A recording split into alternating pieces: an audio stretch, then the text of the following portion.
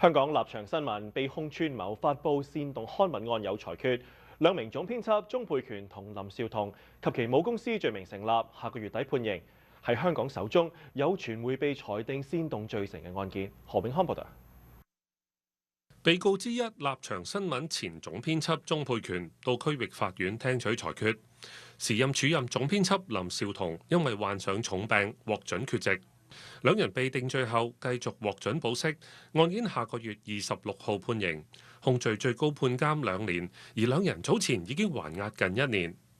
區域法院法官郭偉健頒下判詞，話案發時政治氣氛極為熾熱，大量市民不滿中央同特區政府。喺呢個背景下，裁定立場新聞發布嘅11篇專訪同博客文章具有煽動意圖。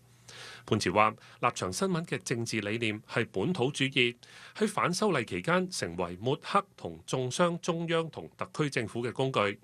被告知悉並認同文章煽動意圖，並提供發布平台，意圖煽動仇恨中央或者特區政府。確定兩人同母公司 Best Pencil Hong Kong Limited 具有犯罪意圖。